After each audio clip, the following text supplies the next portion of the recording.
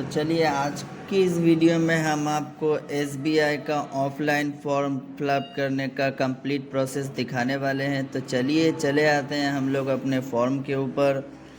तो हम लोग अपने फॉर्म को देख लेते हैं। ये एसबीआई का हमारा ऑफलाइन अकाउंट ओपनिंग का फॉर्म है। तो आजकल यही सबसे ज़्यादा चल रहा है, कोई भी ऑनलाइन फॉर्म नहीं भर रहा है। तो चलिए आज के इस वीडियो में हम लोग देखेंगे कि एसबीआई का अकाउंट ओपनिंग करने के लिए जो फॉर्म आता है उसको फिलअप कैसे किया जाता है। तो चलिए स्टार्ट कर लेते हैं आज की अपनी इस वीडियो को।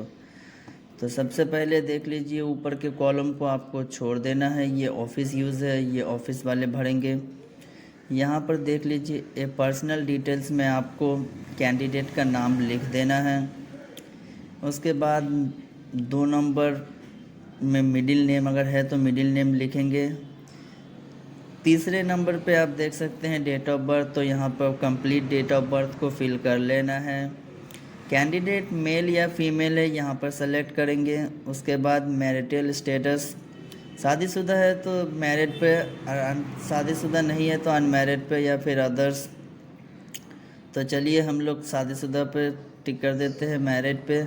उसके बाद नो ऑफ डिपेंडेंट्स, वो कितने आदमी पे डिपेंड है। अगर गार्जियन है तो 2 लिखेंगे, वो अपने हिसाब से आप लिख लीजिएगा।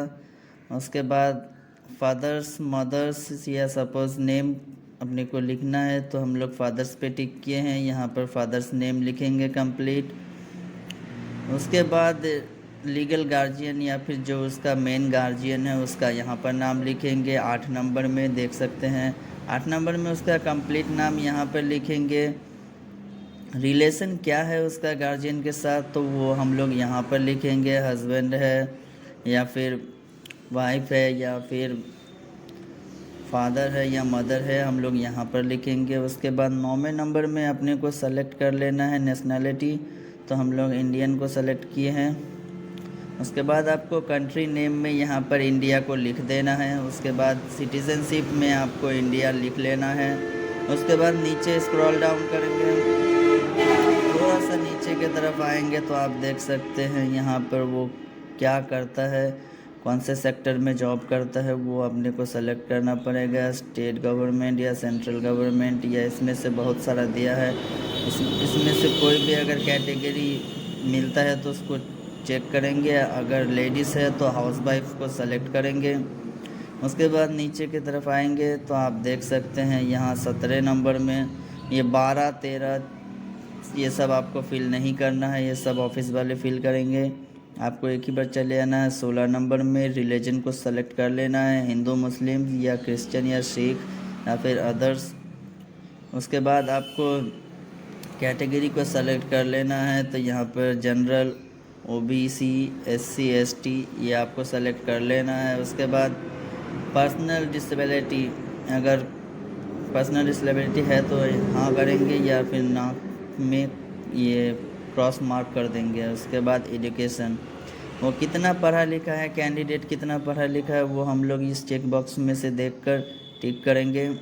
उसके बाद नीचे की तरफ आएंगे, 20 नंबर वाले में आपको नॉन पे टिक कर देना है। उसके बाद 21 नंबर में आपको यस को टिक कर देना है। उसके बाद 22 नंबर में आपको कैंडिडेट का पैन कार्ड का नंबर यहाँ पे फिल कर लेना है। उसके बाद थोड़ा सा नीचे की तरफ आएंगे तो कैंडिडेट का पैन कार्ड नंबर यहाँ पे फिल कर लेने के बाद आपको नीचे की तरफ मोबाइल नंबर और ईमेल आईडी का ऑप्शन मिलेगा। तो कैंडिडेट का जो भी मोबाइल नंबर है वो हम लोग यहाँ पर फिल करेंगे। उसके बाद ईमेल आईडी कुछ है तो यहाँ पर फिल करेंगे, वरना ईमेल आईडी मैंडेटरी नहीं है, लेकिन मोबाइल नंबर मैंडेटरी है। मोबाइल नंबर अपने को भरना पड़ेगा। तो चले आते हैं, ये पहला पेज कंप्लीट हुआ। अब हम लोग चले आते हैं सेकंड पेज पे। तो चलो सेकंड पेज में देख लेते हैं। सेकंड पेज में आपको ऊपर में कौन सा डॉक्यूमेंट देना है, तो हम लोग आधार कार्ड को सेलेक्ट किए हैं। तो सबसे अच्छा डॉक्यूमेंट्स अकाउंट ओपनिंग के लिए आधार कार्ड होता है, तो हम लोग आधार कार्ड को टिक कर दिए हैं। अगर आपके पास वोटर कार्ड या फिर पासपोर्ट है तो आप इसको भी टिक कर सकते हैं। उसके बाद ये पूरा आपको छोड़ देना है, इसको आपको नहीं भरना है। आप नीचे की तरफ आएंगे तो डी देख रहे हैं, डी में एड्रेस डिटेल दिया हुआ है। तो करंट एड्रेस या परमानेंट एड्रेस आपका है तो उसको टिक करेंगे। हम करंट एड्रेस पे टिक कर रहे हैं। और यहाँ पे कैंडिडेट का कंप्लीट एड्रेस को फिल करेंगे पिन कोड के साथ। तो आप देख सकते हैं यहाँ पर एड्रेस, यहाँ पे विलेज, यहाँ पर डिस्ट्रिक्ट मांग रहा है तो ये डिस्ट्रिक्ट है, स्टेट अपना वेस्ट बंगाल है, और यहाँ पे पिन कोड और ये कंट्री इंडिया। उसके बाद नीचे आएंगे ई एड्रेस डिटेल। अगर आपका दोनों एड्रेस करंट और प्रेजेंट एड्रेस सेम है तो इस सेम एज करंट पर टिक लगा देंगे। उसके बाद इसको आपको फिल नहीं करना पड़ेगा। तो थोड़ा सा नीचे की तरफ आ जाते हैं। नीचे की तरफ आ जाने के बाद आपको यहाँ इस छोटे से चेक बॉक्स में टिक कर देना है। देखिए यहाँ पर डिक्लेरेशन कम अंडरटेकिंग कम सेल्फ दिया हुआ है, सेल्फ सर्टिफिकेशन। उसके बाद आपको यस पे टिक कर देना है। यहाँ एक कैंडिडेट का फ़ोटो लगाएंगे। यहाँ कैंडिडेट का फ़ोटो लगाने के बाद इस साइड में राइट हैंड की तरफ आपको एक सिग्नेचर करना पड़ेगा कैंडिडेट का। उसके बाद प्लेस को फिल करेंगे, यहाँ पर डेट डालेंगे, जिस डेट को हमको ये जमा करना है वो डेट को डालेंगे। उसके बाद नीचे की तरफ आ जाएंगे तो यहाँ पर सेकंड पेज का फॉर्म फिल किया हुआ कंप्लीट होता है, इसको आपको फिल नहीं करना है। यहाँ पे लिखा है फॉर ऑफिस यूज़, ये ऑफिस वाले भरेंगे। तो चलो हम लोग तीसरे पेज पे चले आते हैं। तो तीसरे पेज पर आने के बाद सबसे पहले आपको अकाउंट टाइप सेलेक्ट कर लेना है। तो आप कौन सा अकाउंट खोलने वाले हैं आप देख सकते हैं, यहाँ ऊपर ऑफिस यूज़ लिखा है तो इसको भी आपको फिल नहीं करना है। तो चलिए हम लोग अकाउंट टाइप में आ जाते हैं। तो हम लोग सेविंग अकाउंट खोलने वाले हैं। आप यहाँ पर से देख लीजिए, यहाँ करंट अकाउंट भी है।